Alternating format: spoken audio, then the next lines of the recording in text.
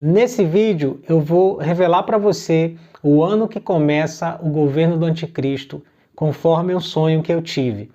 E antes que você fale, é apenas um sonho, eu só estou contando isso daqui por dois motivos. O primeiro é que nos últimos 5 anos da minha vida eu tive muitos sonhos proféticos, muitos deles direcionados para a Igreja de Jesus e muitos deles especificamente para pessoas.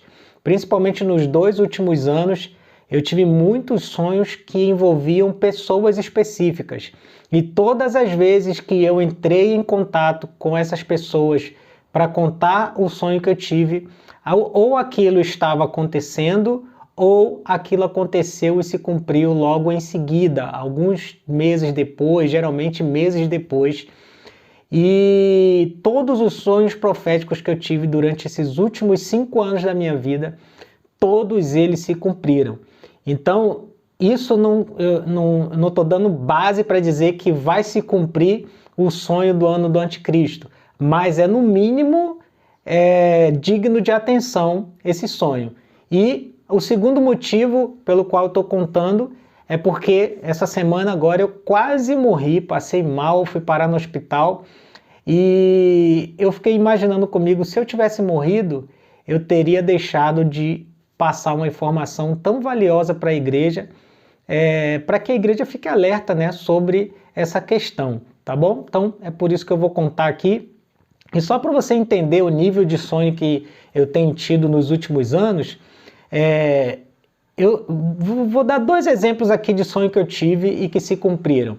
Eu sonhei com a morte de uma pessoa, um dono de uma oficina mecânica que eu costumava levar meu carro, e no sonho eu chegava na oficina para consertar meu carro e todos os funcionários faziam expressão de luto. E eu perguntava, pessoal, cadê o seu Fernando? E as pessoas, o funcionário fazia a cabeça baixa assim para mim. E resumindo, né, o seu Fernando, que era o dono daquela oficina, ele tinha falecido.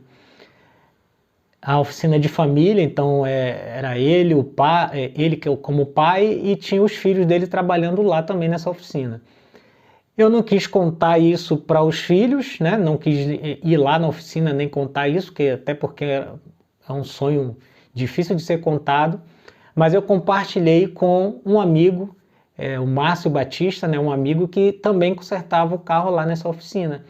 E ele falou para mim, rapaz, o seu Fernando tá doente, parece que ele tá com câncer, alguma coisa aconteceu assim, que ele até tá internado. Eu falei, caramba, rapaz, sério? Falei, eu vou ficar quieto, não vou nem falar isso com o Léo, né, que é o filho dele, vou ficar quieto. Cara, 3 meses depois, mais ou menos, recebo a notícia, né, na internet que o seu Fernando havia falecido. Fiquei triste a beça por ter tido esse sonho, mas infelizmente eu tive o sonho e alguns meses depois aconteceu de fato.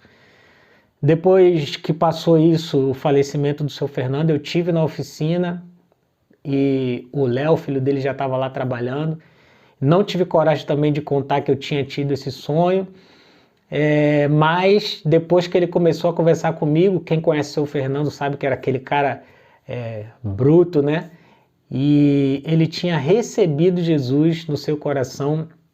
Quando ele tinha ficado doente, ele estava nesse processo e tinha recebido Jesus. Então eu ali pude contar o sonho para o Léo, e o Léo viu claramente que foi para a glória de Deus, foi Deus que o chamou, porque quem conhece ele sabe, né, que o seu Fernando era uma pessoa bem difícil para receber Jesus, assim, não era a praia dele evangelho.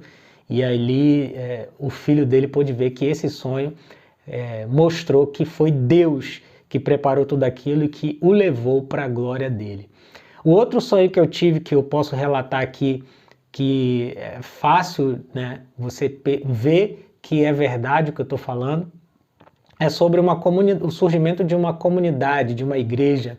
Eu sonhei com um rapaz chamado Juan Magalhães, né? Eu só conhecia ele por ser um baixista, né? Mas não sabia que ele pastoreava, não sabia nada sobre a vida dele particular. e eu sonhei que ele se tornava um pastor e que ele procurava um local para alugar para a sua congregação, e esse lugar precisava de obras. E se juntava um grupo ali com ele e tocava aquela obra ali, e eles conseguiam inaugurar uma comunidade e dar início ali à sua igreja, né? E não conhecia ele, então entrei em contato com um amigo em comum, que era o Fábio Bravo.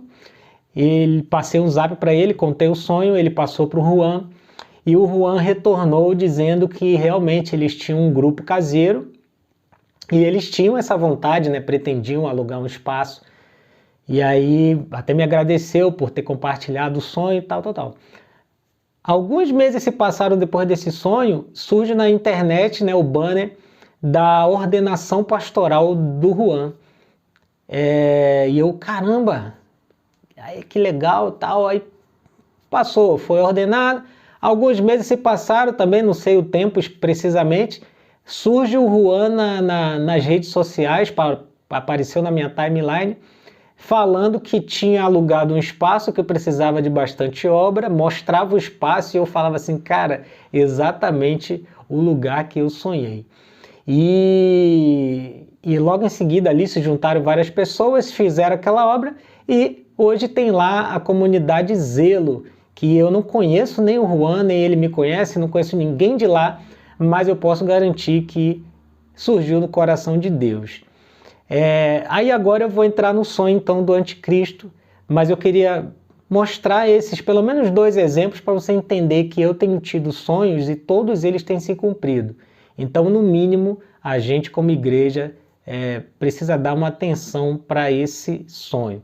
Vamos lá, no sonho do anticristo, eu me encontrava frente a frente com um homem, com aparência angelical, tá? Ele usava roupas brancas, e ele não me falou nada, ele me mostrou uma placa, e ele só dizia, ele falava sem usar a boca, mas eu entendia o que ele estava me dizendo, né?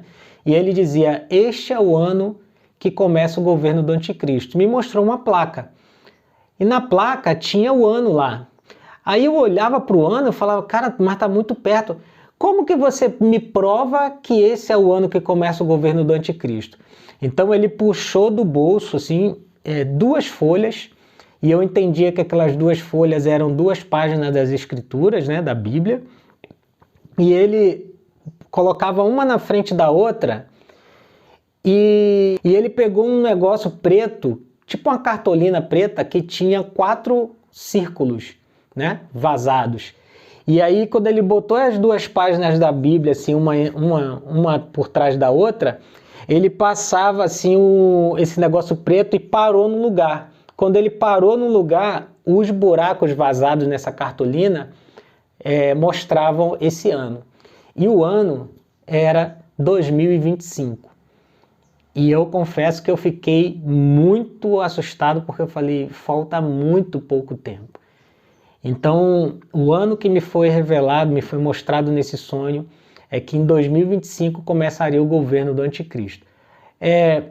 A gente não sabe, né, se o governo dele já começa e ele já faz aliança com as nações, com Israel, enfim, ou se ele começa e só depois de um tempo que ele vai fazer as alianças. Então, nada disso é para a gente ficar cogitando. A minha intenção aqui é mostrar o que eu sonhei e dizer, igreja, no mínimo, precisamos dar um pouco de atenção devido ao cumprimento dos outros sonhos que eu tive durante esses 5 anos. Então, dê atenção, ore a respeito.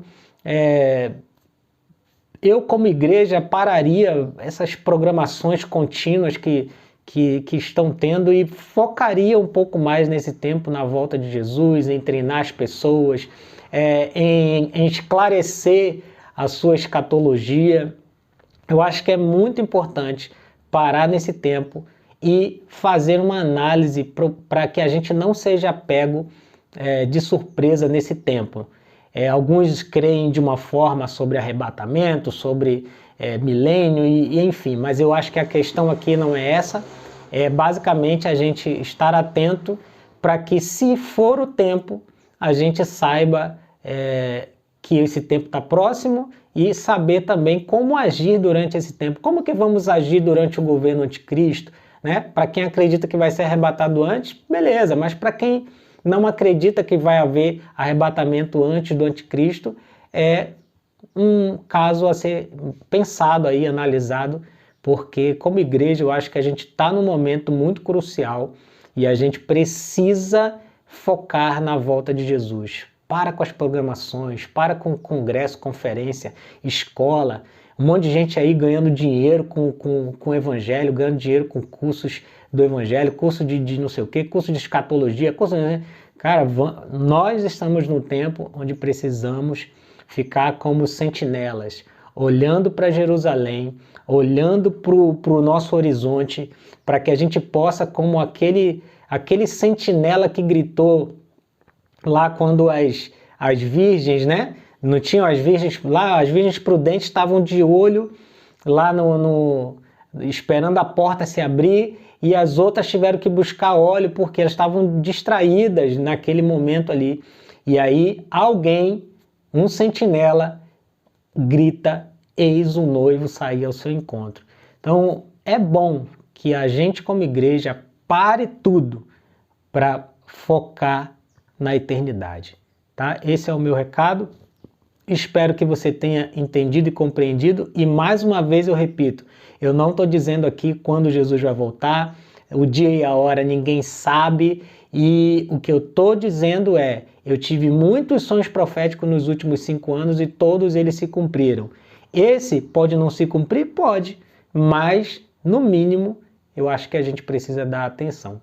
Eu estou de olho e creio que pode ser verdade esse sonho, e até por Israel estar nessa fase de florescimento, como Jesus disse que quando a figueira florescesse, a gente precisaria ficar atentos. Então, Israel começou a florescer em 1967 e muitos judeus voltaram para Jerusalém. Existe uma expectativa de a qualquer momento começar a construção do terceiro templo. Muitas coisas estão mudando e eu acho que a gente não pode ficar distraído com um monte de congresso, conferência e outras coisas que não sejam alinhados e focados com a volta de Jesus. Então esse é o meu recado, espero que Deus te abençoe, compartilhe isso com várias pessoas, com a Igreja de Jesus, porque no mínimo a igreja precisa dar atenção a esse ano de 2025.